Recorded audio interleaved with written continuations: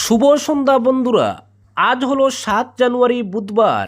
আজকের সন্ধ্যার বিশেষ বিশেষ খবর হলো আসন্ন আসাম বিধানসভা নির্বাচনের আগে সংগঠনের ভেতরের দুর্বলতা কাটিয়ে ঘুরে দাঁড়ানোর লক্ষ্যে প্রিয়াঙ্কা গান্ধীর উপর বড় ভরসা রাখছে কংগ্রেস।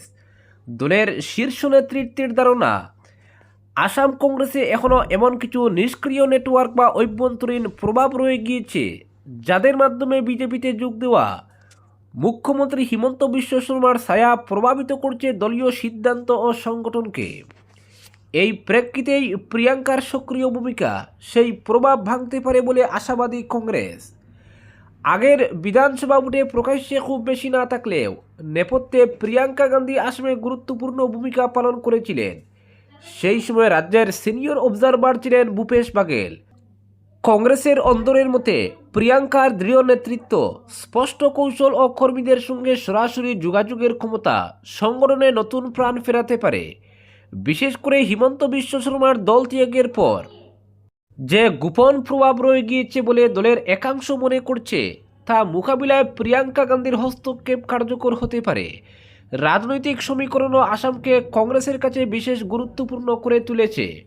পশ্চিমবঙ্গে সংগঠন কার্যত দুর্বল ও তামিলনাড়ুতে কংগ্রেস জুনিয়র শরিক হওয়ায় সেখানে বড় ভূমিকা নেওয়ার সুযোগ সীমিত। আবার কেরলে সাংগঠনিক দায়িত্ব নেওয়ার ক্ষেত্রেও প্রিয়াঙ্কার সাংসদ হওয়ার কারণে অভ্যন্তরীণ বিধিনিষেধ রয়েছে। ফলে এই সমস্ত সীমাবদ্ধতার মধ্যেই আসামকে সবচেয়ে সম্ভাবনাময় ময়দান হিসেবে দেখছে কংগ্রেস। দলের নেতাদের বিশ্বাস, প্রিয়াঙ্কা গান্ধীর উপস্থিতি আসামে কংগ্রেসকে নিয়মিত আলোচনার কেন্দ্রে রাখবে, তৃণমূল স্তরের কর্মীদের মনোবল বাড়বে ও জোট শরিকদের মধ্যেও ইতিবাচক বার্তা দেবে। এতে করে রাজ্য পুনর্দখলের লক্ষ্যে দলের আন্তরিকতা স্পষ্ট হবে। উল্লেখযোগ্যভাবে আগের বিধানসভা নির্বাচনে মহাজোট পেয়েছিল 43.68% ভোট, যেখানে এনডিএর ভোট শতাংশ ছিল 44.51। আসনের হিসেবে এনডিএ 75টি এবং মহাজোট 50টি আসন দখল করে। কংগ্রেসের মূল্যায়ন, সংগঠন মজবুত করা, বার্তায় ধারাবাহিকতা এবং প্রিয়াঙ্কা গান্ধীর নেতৃত্ব মিললে এই ব্যবধান ঘোচানো সম্ভব। আগামী মার্চ এপ্রিল মাসে আসামে 126 আসনের বিধানসভা নির্বাচনের সম্ভাবনা রয়েছে। বর্তমান বিধানসভার মেয়াদ শেষ হচ্ছে 2026 সালের 20 মে।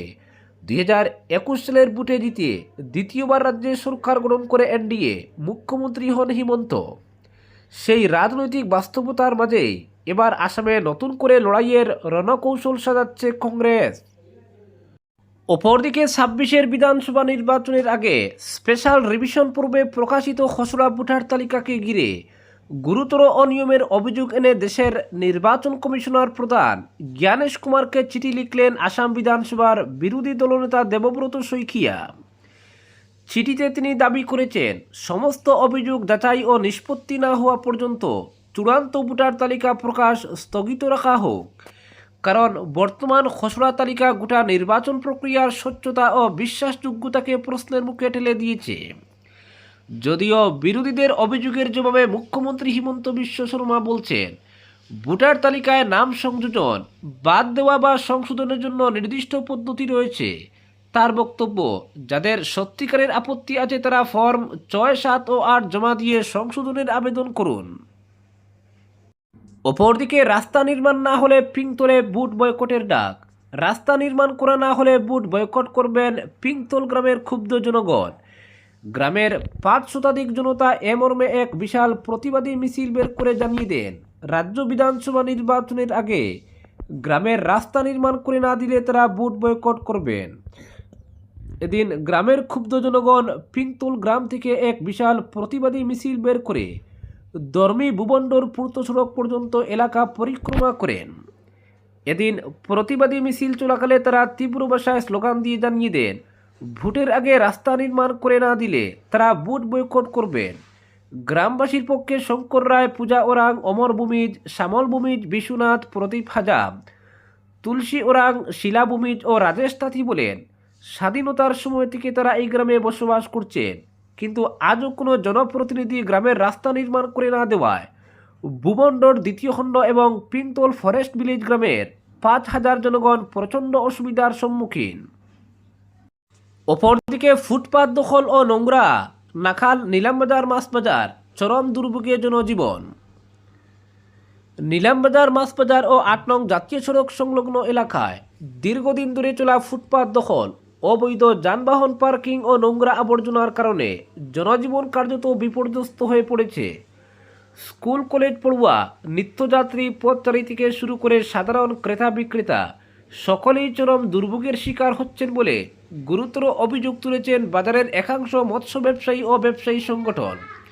স্থানীয় সূত্রে জানা গেছে, নিলামবাজার মাছ বাজারের সামনের ফুটপাত ও জাতীয় সড়কের একাংশে কিছু ব্যবসায়ী অবৈধভাবে দোকান, কার্টুন, মাছ কাটার টেবিল ও সামগ্রী রেখে দিনের পর দিন দখল করে রেখেছেন। এর সঙ্গে যোগ হয়েছে ইচ্ছেমতো যানবাহন পার্কিং। ফলে প্রায় প্রতিদিনই বাজার এলাকায় ঘন্টার পর ঘন্টা যানজট লেগে থাকে। বিশেষ করে সকাল ও বিকেলের ব্যস্ত সময়ে পরিস্থিতি আরও ভয়াবহ রূপ নেয়। সবচেয়ে উদ্বেগজনক চিত্র ধরা পড়ছে মাছ বাজারের সম্মুখভাগে। পাইকারি মাছ কাটার সময় সৃষ্ট বর্জ্য, রক্তাক্ত পানি ও কাদাযুক্ত নোংরা জল ফুটপাত ও রাস্তার উপর ছড়িয়ে পড়ে। এর ফলে ক্রেতা বিক্রেতা তো বটেই, সাধারণ পথচারীরাও হাঁটতে পারছেন না। অনেক ক্ষেত্রে শিক্ষার্থীদের বই হাতে রাস্তা নিয়ে ঝুঁকি নিয়ে চলাচল করতে হচ্ছে।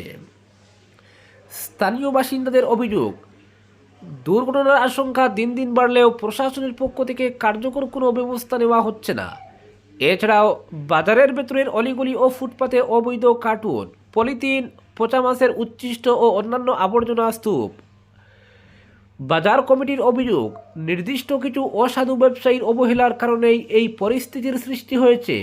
এর ফলে গোটা বাজার এলাকায় বিকট দুর্গন্ধ ছড়িয়ে পড়ছে, যা শুধু স্বাস্থ্য ঝুঁকি নয়, নিলামবাজারের সামগ্রিক ভাবমূর্তিকেও মারাত্মকভাবে ক্ষতিগ্রস্ত করছে। নাম প্রকাশে অনিচ্ছুক এক স্বচ্ছ ব্যবসায়ী বলেন, আমরা নিয়ম মেনে ব্যবসা করতে চাই, কিন্তু কিছু লোকের দখলদারি আর ময়লার কারণে সৎ ব্যবসায়ীদেরও বদনাম হচ্ছে। ক্রেতারা মুখ ফিরিয়ে নিচ্ছেন, ব্যবসার উপর তার সরাসরি প্রভাব পড়ছে। এই পরিস্থিতির প্রতিবাদে সম্প্রতি একাংশ মৎস্য ব্যবসায়ী ও অন্যান্য ব্যবসায়ীরা একত্রিত হয়ে প্রশাসনের দৃষ্টি আকর্ষণ করেন। অপরদিকে ভেনেজুয়েলায় মার্কিন অভিযানের পর এবার গ্রিনল্যান্ডকে ঘিরে বিতর্কিত মন্তব্য করে চাপে পড়লেন মার্কিন প্রেসিডেন্ট ডোনাল্ড ট্রাম্প। গ্রিনল্যান্ড দখলের ইঙ্গিতপূর্ণ হুমকির জবাবে স্পষ্ট অবস্থান নিলেন ডেনমার্কের প্রধানমন্ত্রী মেটে ফ্রেডরিকসেন। তার স্পষ্ট বার্তা, গ্রিনল্যান্ড বিক্রয়যোগ্য নয় এবং এই ধরনের মন্তব্য একেবারেই গ্রহণযোগ্য নয়।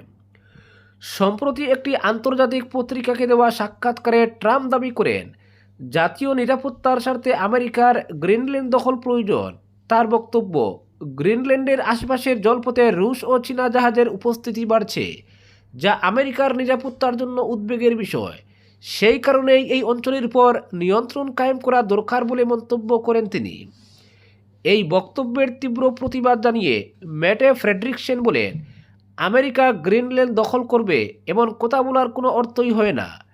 ডেনমার্কের রাজত্বের অন্তর্ভুক্ত কোনো ভূখণ্ডকে মার্কিন যুক্তরাষ্ট্রের সঙ্গে সংযুক্ত করার অধিকার কারো নেই বলে স্পষ্ট করে দেন তিনি। একই সঙ্গে জানান, গ্রিনল্যান্ড কখনো বিক্রি হবে না। ডেনমার্কের প্রধানমন্ত্রীর পাশাপাশি গ্রিনল্যান্ডের প্রধানমন্ত্রী জেন্স ফ্রেডরিক লিনসেনও একই সুরে কথা বলেন। দুজনের যৌথ বিবৃতিতে বলা হয়, আন্তর্জাতিক নিরাপত্তা নিয়ে উদ্বেগ থাকলেও কোনো দেশেরই গ্রিনল্যান্ডের ভবিষ্যৎ নির্ধারণ করার অধিকার নেই। তাদের কথায় গ্রিনল্যান্ডবাসীর, আমেরিকা কখনো এই ভূখণ্ড দখল করতে পারবে না। উল্লেখ্য, দ্বিতীয়বার হোয়াইট হাউসে ফেরার পর থেকেই ট্রাম্প গ্রিনল্যান্ড নিয়ে আগ্রহ প্রকাশ করে আসছেন। আর্কটিক অঞ্চলে আমেরিকার উপস্থিতি জোরদার করতে বিশেষ দূত নিয়োগ করা হয়েছে। বিশেষজ্ঞদের মতে, গ্রিনল্যান্ডে থাকা বিপুল পরিমাণ বিরল ধাতু এবং খনিজ সম্পদই এই আগ্রহের মূল কারণ। ট্রাম্পের হুমকি হুঁশিয়ারির মধ্যেই গ্রিনল্যান্ডের পাশে দাঁড়িয়েছে ইউরোপীয় দেশগুলি। যৌথ ঘোষণাপত্রে France, Germany, Italy, Britain, Spain, Poland জানিয়েছে, মেরু অঞ্চলের নিরাপত্তা ইউরোপের জন্য গুরুত্বপূর্ণ। তাই ভবিষ্যতেও গ্রিনল্যান্ডকে রক্ষা করার বিষয়ে সহমত হয়েছে এই দেশগুলি। প্রসঙ্গত, ডেনমার্কের মূল ভূখণ্ড থেকে প্রায় 3000 কিলোমিটার দূরে অবস্থিত 56,000 জনসংখ্যার গ্রিনল্যান্ড প্রায় 300 বছর ধরে ডেনমার্কের রাজধানী কোপেনহাগেনের নিয়ন্ত্রণে। আজকের বিশেষ সংবাদ এখানেই সমাপ্ত।